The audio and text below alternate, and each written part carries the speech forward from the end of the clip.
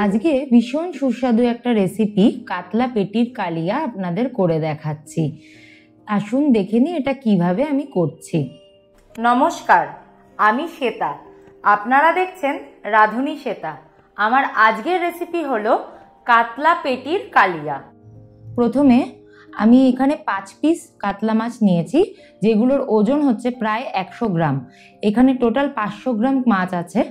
আর উপকরণের মধ্যে লাগছে আমার 2টো বড় সাইজের পেঁয়াজ বাটা, 1 চা চামচ আদা বাটা, 1 চা চামচ রসুন বাটা, জিরে নিয়েছি 1 চা চামচ, আর এখানে গোটা ধনে নিয়েছি 1 চা চামচ। তার সাথে 6 থেকে 7খানা কাজু নিয়েছি, যেটাকে আমি গরম জল দিয়ে অল্প করে 15 মিনিট আগে থেকে ভিজিয়ে রেখেছিলাম। এই কাজু, ধনে আর জিরেটা আমি প্রথমে একসাথে বেটে নেব। আর একটা পাতিলেবুর রস এখানে রেখেছি, রস করে এটা আমার ব্যবহার করব। আর 2টো টমেটো আমি বেটে রেখেছি। আর এর সাথে লাগছে নুন, লঙ্কার গুঁড়ো, হলুদ গুঁড়ো আর স্বাদ মতো চিনি। সামান্য পরিমাণে হিং লাগবে, ঘি লাগবে, আর ফোড়নের জন্য লাগবে হচ্ছে তেজপাতা আর 4 থেকে 5খানা চেরা কাঁচা লঙ্কা রাখা রয়েছে। আর গরম মশলার গুঁড়ো ব্যবহার করব একদম শেষে। কালিয়াতে আমি আলু ব্যবহার করছি, যদি আপনারা মনে করেন আলু নাও দিতে পারেন। একটা বড় সাইজের আলুকে এরকমভাবে 4 টুকরো করে কেটে নিতে হবে। আমি মোট 3টে আলু নিয়েছি, 4 টুকরো করে সেগুলোকে কেটে নিয়েছি। আলুগুলোকে ভালো করে ধুয়ে সাইডে সরিয়ে রাখতে হবে। এবার মাছের পেটিগুলোতে নুন এবং হলুদ পরিমাণ মতো মাখিয়ে নিতে হবে খুব ভালো করে। মাছ ভাজার আগে এটা মাখিয়ে মোটামুটি 5 থেকে 7 মিনিট রাখতে হবে। অপরদিকে যে আলু ধুয়ে নিয়েছিলাম, সেই আলুর টুকরোগুলোতেও আমি খুব অল্প পরিমাণে 1/2 চা চামচ মতন হলুদ আর 1/2 চা চামচ মতন নুন মাখিয়ে নিচ্ছি। তাতে কি হবে, আলুগুলো যখন আমি ভাজবো তখন আলুগুলো খুব সুন্দর একটা রঙও ধরবে আর নুনটাও ভিতরে আলুর মধ্যে ঢুকে যাবে। এইভাবে আলুগুলোকে খুব ভালো করে নুন হলুদ মাখিয়ে নিতে হবে। আর এবার আমি যেটা করব সেটা হচ্ছে একটা মিক্সারের জার নিয়ে নিচ্ছি। গোটা ধনে, গোটা জিরে আর কাজুগুলোকে আমি মিক্সারের বাটিতে নিয়ে একদম খুব ভালো করে পেস্ট করে নিতে হবে। এর সাথে আমি 2টো কাঁচা লঙ্কা দিয়ে দিচ্ছি। আমি যে টোটাল কাঁচা লঙ্কা রেখেছিলাম তার মধ্যে 2টো আমি বেটে দিচ্ছি। ঝালের পরিমাণটা এখানে সুন্দর হবে। আর বাকিগুলো আমি রান্নায় চেরা কাঁচা লঙ্কা হিসাবে দিয়ে দেবো। দেখুন কি সুন্দর স্মুথ পেস্ট তৈরি করে নিয়েছি। এবার আমি মাছ ভাজতে শুরু করব। প্রথমে গ্যাস জেলে কড়াইটা খুব ভালো করে গরম করে নিতে হবে, আর তার মধ্যে পর্যাপ্ত পরিমাণে তেল দিতে হবে। মাছ ভাজার জন্য যতটা তেল লাগে আমি ঠিক ততটাই ব্যবহার করেছি। এই তেলেই কিন্তু আমার রান্না কমপ্লিট হয়ে যাবে। তো আপনারাও আপনাদের বুঝে আপনারা তেলটা ব্যবহার করবেন। এবার তেলটা খুব ভালো করে গরম হয়ে গেলে গ্যাসের ফ্লেমটা একটু কম করে দিয়ে মাছের পেটিগুলোকে কিন্তু আস্তে আস্তে তেলের মধ্যে ছেড়ে দিতে হবে। খুব ভালো করে মাছগুলো কিন্তু ভেজে নিতে হবে। 2 পিঠ আমার খুব ভালো করে লাল করে ভেজে নেওয়ার পর মাছের পেটিগুলো আমি তুলে রাখছি। প্রথমে 3টে মাছের পেটি ভেজে নিয়েছিলাম, তারপরে আমি যে বাকি 2টো আছে সেটাও আমি ভেজে নেব। একটা থালায় মাছের পেটিগুলো তুলে নেওয়ার পর যে লেবুর রসটা রেখেছিলাম সেগুলো কিন্তু অল্প অল্প করে মাছের পেটির ওপর ছড়িয়ে দিচ্ছি। এটা খুব গরম, একদম সদ্য সদ্য মাছটা ভাজা হয়েছে, তাই এইভাবেই কিন্তু মাছের রসটা দিয়ে দিতে হবে, এছাড়া কিন্তু আর কোনো উপায় নেই। আর খুব সাবধানে এইগুলোকে আস্তে আস্তে উল্টে 2 পিঠ মাছের মধ্যে লেবুর রসটা মাখিয়ে নিতে হবে। আচ্ছা, এটা করাটা কিন্তু ইম্পর্টেন্ট। এটা এই জন্যই করতে হবে যাতে মাছের পেটির থেকে যে আষ্টে গন্ধটা বেরোয় সেটা কিন্তু বেরোবে না। খাওয়ার পরেই আপনারা এটা বুঝতে পারবেন। এবার ওই তেলের মধ্যেই আমি আলুগুলোকে খুব সুন্দরভাবে লাল করে ভেজে নিচ্ছি।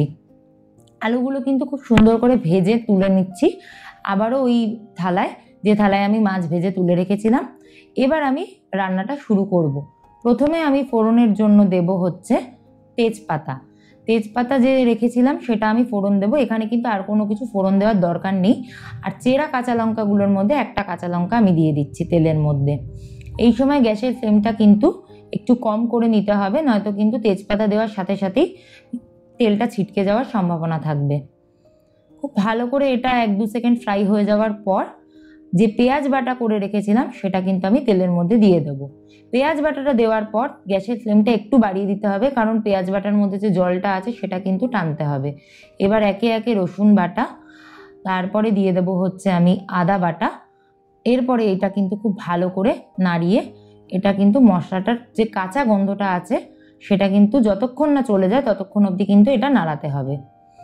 এটা বেশ কিছুক্ষণ টাইম লাগবে।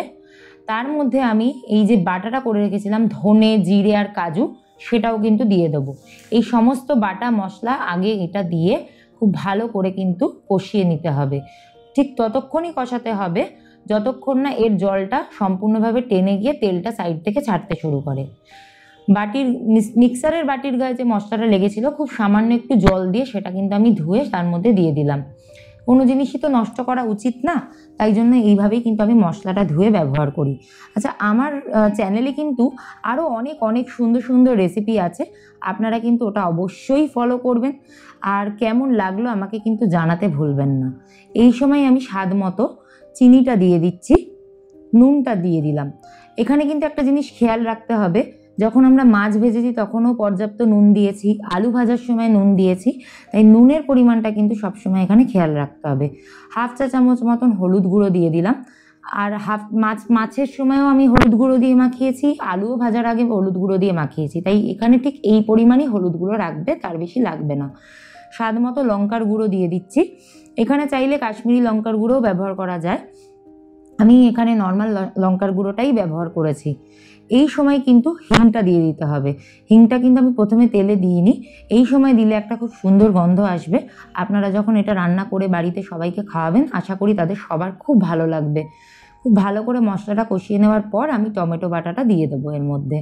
এবার টমেটো বাটাটা দিয়েও কিন্তু এটা খুব ভালো করে কষিয়ে নিতে হবে। ঠিক ততক্ষণ অবধি কষাতে হবে যতক্ষণ না জলটা পুরোটা টেনে নিয়ে মশলার উপরে তেলটা ভেসে ওঠে।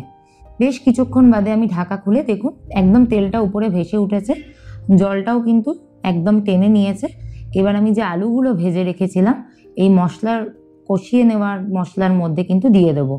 আলু কিন্তু আগে থেকে এই জন্যই ভেজে রেখেছিলাম যাতে আমার কিছুটা আলু ভাজার সময় সিদ্ধ হয়ে থাকে, তাহলে মশলাটা কষিয়ে নেওয়ার পর আমি আলুটা দিয়ে দেবো। আপনারা চাইলে এই আগেও মশলা কষানোর সময় আলুটা দিয়ে কিন্তু মশলাটা কষাতে পারেন, কোনো অসুবিধার কিছু ব্যাপার নেই। কিন্তু এইভাবে ফলো করলে আপনাদের কিন্তু এই রান্নাটা খেতে অসাধারণ লাগবে, এটা আমি সত্যি কথা দিচ্ছি। এটা অনেক সময় কাতলা পেটি আমাদের বাড়িতে পড়ে থাকে, তো এইভাবে রান্না করে নেবেন, আশা করি খুব ভালো লাগবে। আর আমি রান্নায় সবসময় গরম জল ব্যবহার করি, কারণ গরম জল ব্যবহার করলে তাড়াতাড়ি করে ফুটে ওঠে আর রান্নার স্বাদটাও কিন্তু খুব সুন্দর হয়। তাই পরিমাণ মতো গরম জল দিয়ে দিয়েছি, ঠিক ততটাই গরম জল দিয়েছি যতটা আলু সিদ্ধ হতে কাজে লাগবে। আমার কিন্তু আলু একদম সিদ্ধ হয়ে গেছে আর জলটাও দেখুন অনেকটা টেনে নিয়েছে। এই সময় কিন্তু আমি ভাজা পেটিগুলো আস্তে আস্তে এর মধ্যে দিয়ে দেবো। গ্যাসের ফ্লেমটা আমি এই সময় একদম কম রেখেছি, কারণ বেশি ফ্লেম রাখলে এই সময় জলটা একদম সম্পূর্ণ টেনে নেবে, তাই আমার যে ডিজায়ার্ড কনসিস্টেন্সি দরকার সেটা কিন্তু আমি পাবো না। উপর থেকে চেরা কাঁচা লঙ্কাগুলো ছড়িয়ে দিচ্ছি। আর এবার দিয়ে দেবো হচ্ছে হাফ চা চামচ মতন গরম মশলার গুঁড়ো, আর দিয়ে দেবো হচ্ছে 1 চা চামচ মতন ঘি। এই সময় ঘিটা দিতে হবে আর গরম মশলাটা দিতে হবে। এটা দিয়ে দেওয়ার পর একদম ভালো করে নাড়িয়ে নিয়ে যাতে মাছের মধ্যে এই মশলাগুলো খুব সুন্দরভাবে ঢুকে যায়। আর নুনের পরিমাণটা বা ঝালের পরিমাণটাও কিন্তু এই সময় দেখে নেবেন, যদি সেরকম প্রয়োজন হয় সেই মতো দিয়ে দেবেন। ঠিক 1 থেকে 2 মিনিটের জন্য আমি গ্যাসটা কিন্তু সিম করে দিয়ে একদম লো করে দিয়ে ঢাকা দিয়ে রাখছি। দেখুন আমার রান্নাটা কিন্তু একদম রেডি হয়ে গেছে। ভীষণ টেস্টি এই রান্নাটা হয়, আপনারা বাড়িতে অবশ্যই ট্রাই করুন। আর আমার এই ভিডিওটা কেমন লাগলো আমাকে কিন্তু জানাতে ভুলবেন না। গ্যাসের ফ্লেমটা আমি অফ করে দিলাম, আবারও এটা ঢাকা দিয়ে আমি 5 থেকে 10 মিনিটের জন্য স্ট্যান্ডিং টাইমে দিচ্ছি। আমি প্রত্যেকটা রান্নাই স্ট্যান্ডিং টাইমে দিই, তাহলে রান্নার একটা নিজস্বতা থাকে। স্ট্যান্ডিং টাইমের পর রান্নার কিন্তু একটা আলাদাই ফ্লেভার আর দেখতেও কিন্তু খুব সুন্দর হয়। তৈরি হয়ে গেল কাতলা পেটির কালিয়া। একদম গরম গরম ভাতের সাথে আমি পরিবেশন করেছি, আপনারা দেখতেই পাচ্ছেন। ভীষণ টেস্টি এবং ইউনিক রেসিপি। পুরো রেসিপিটা ফলো করে আপনারা বাড়িতে অবশ্যই ট্রাই করুন, আশা করি আপনাদের খুব ভালো লাগবে। আমার চ্যানেলে আরও অন্য নিত্য নতুন ভিডিও রেসিপির আপডেট পেতে আমার চ্যানেলটিকে অবশ্যই সাবস্ক্রাইব করবেন।